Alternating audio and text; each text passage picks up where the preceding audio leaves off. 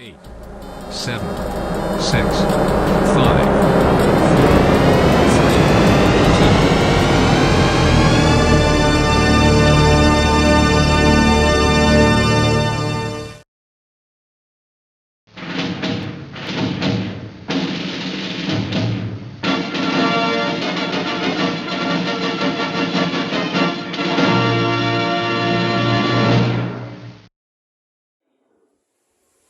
imma yablughanna 'indakal kibaru ahaduhuma aw kilahuma fala taqul lahuma uffin wa la tanharhuma. Jangan berdebat dengan orang tua kita. Kalau beda pendapat, orang tua kita kemudian sangat yakin dengan pendapatnya, diam dulu Pak Menimu. Mendingan diam dulu. Karena orang tua kalau dilawan, gengsinya akan muncul Pak. Dan itu karena aku apa bisa jadi gini dalam hati mungkin orang tua mungkin bisa sekolah enak bila-bilanya utang zaman biar anak-anaknya rumah dan sini jadi gini kok panik kalau tua itu perasaan itu tetap ada Pak, dan itu nggak bisa disalahkan, itu wajar. Walaupun orang tua kita nggak pernah minta Pak, itu wajar. Makanya kalau dengan orang tua kita, anak sama orang tua ribut, tetap nanti siapapun yang salah, orang tuanya tetap kok jajannya kepengen marahin anaknya. Orang tua orang tua, tapi anak bisa minggat tuh. Karena orang tua marah kepada anak itu pasti karena sayang. Ada sifat Ar-Rahman, ada sifat Ar-Rahim. Jadi sifat Allah kepada hambanya itu juga mirip seperti sifatnya seorang kasih sayang Allah kepada hambanya itu mirip dengan kasih sayang seorang ibu kepada anak yang lahir dari rahimnya. Marahnya seorang ibu itu karena cinta. Ibu melarang sesuatu, anaknya melakukan sesuatu karena ibu sudah punya pengalaman sesuatu itu tidak baik untuk anaknya di masa depan. Memerintahkan untuk les itu demi kebaikan anaknya, bukan kebaikan ibunya. Ini yang harus kita pahamkan. Sehingga penting Pak, wala takul lahumi, wala takul lahuma ufin, wala tanharhuma. Jangan berdebat, ngalah mawon nih. Nanti kalau orang tua kita sudah reda, di lain waktu kita menjelaskan, ngerti ke orang tua kita. Insya Allah paham. Waktu lahuma qawlan karimah. Kalau kepada orang tua itu, cara kita berbicara adalah dengan karimah, perkataan yang setiap diucapkan itu membuat orang tua kita merasa dimuliakan oleh kita, merasa dicintai oleh kita. Kenapa? Itulah kenapa di Jawa itu ada kromo injil. Anak kepada orang tua, beda cara ngomongnya orang tua kepada anak itu implementasi dari ayat ini. Anak zaman sekarang, Bu, pulau konduri ini. Anak zaman sekarang.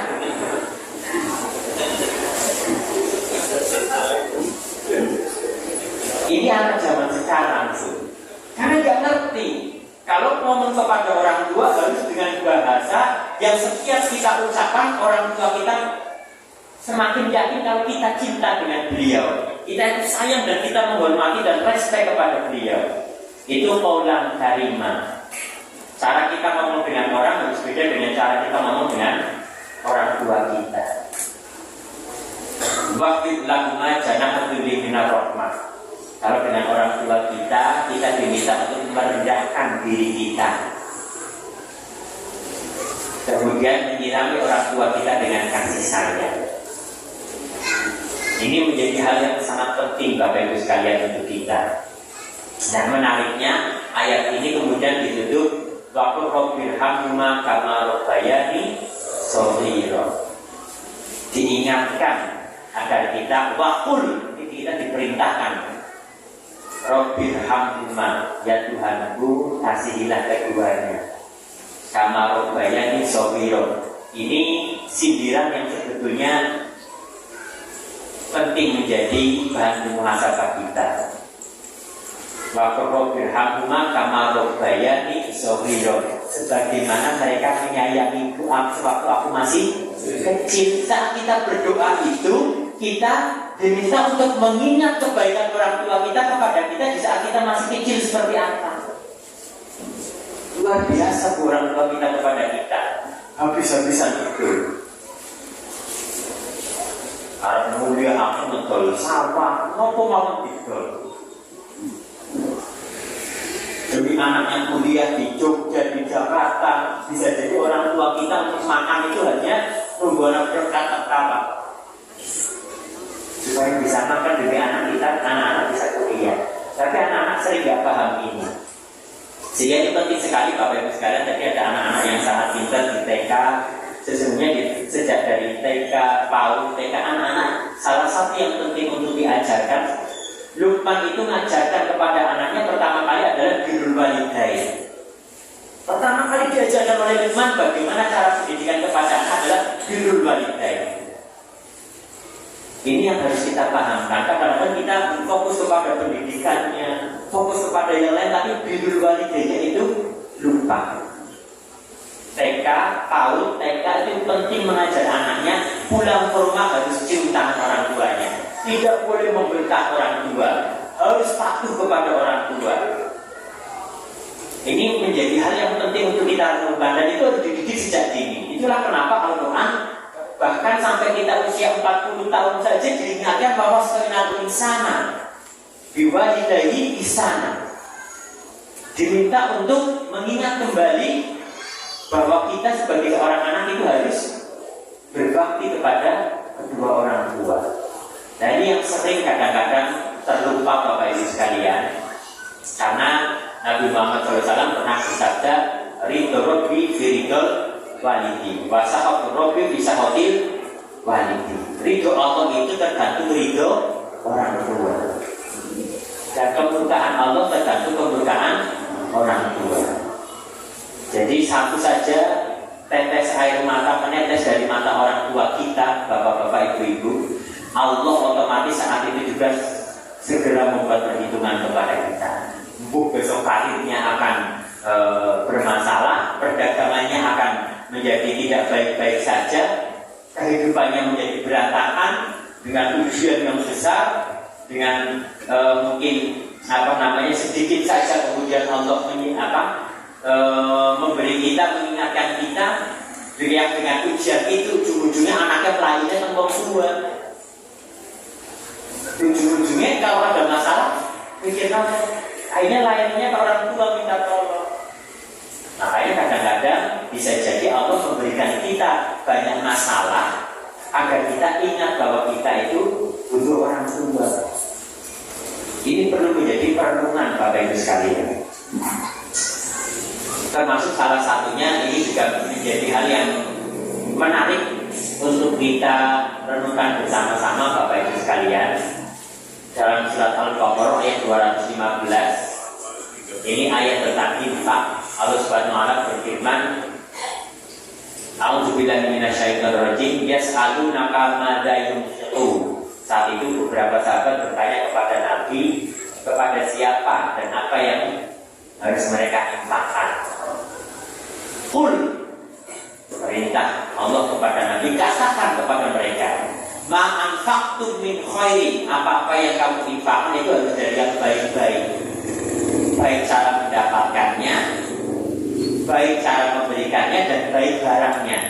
Sesuatu itu dikatakan baik kalau cara mendapatkannya baik, barangnya juga istimewa, dan cara memberikannya juga tidak menyakiti atau merendahkan yang diberi. Inilah kenapa dalam Islam juga ada amil. Sehingga kadang melalui amil itu gak ngerti dia dapat zakat dari siapa. Sehingga rasa hutang budi itu bisa gak ada. Tapi kalau langsung cung, oh iya aku biasa diberi zakat tangkalnya karena dijaluki arah kaki aja, dijaluki bendana gendeng. Orang pokoknya kalau biasa diberi zakat aku lah diundangnya orang ini padahal waktunya sholat. Karena sudah ada hutang budi jadinya.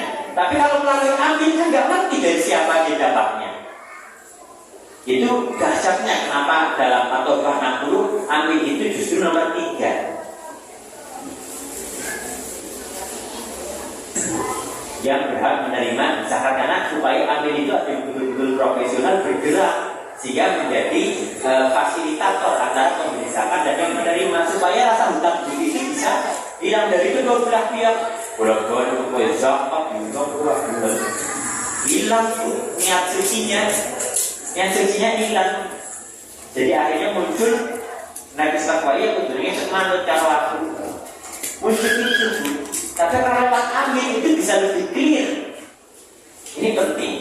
Kul ma anfaqtum min khairin, katakanlah apa-apa yang kamu berikan itu dari yang baik-baik, cara mendapatkannya, barangnya, dan cara memberikannya. Tapi infak pertama, walaupun ini dengan wawu atau, tapi dalam beberapa ayat para mufasir menyampaikan apapun itu yang disebutkan urutan pertama ini juga merupakan urutan dari yang terpenting. Qul ma anfaqtum min khairin falil walidain. Yang paling pertama mendapatkan infak, penting untuk kita pikirkan saat kita punya kelebihan harta yang kita dapatkan dengan cara yang baik adalah falil walidain, kedua orang tua. Ini perlu menjadi perenungan kita. Qul ma anfaqtum min khairin falil walidain wal aqrabin wal yatama wal masakin wa ibnis sabil. Keluarga baru terakat. Kedua orang tua baru terakat. Kurang tepat kita banyak membantu orang miskin, tapi orang tua kita untuk makan saja masih kurang sesuai. Untuk makan saja masih pusing.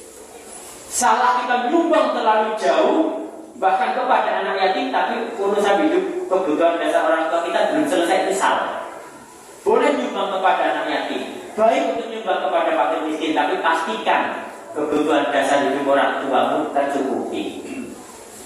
Termasuk kalau orang tua kita senang ngaji, Bu, pastikan setiap minggu bensinnya pasti penuh.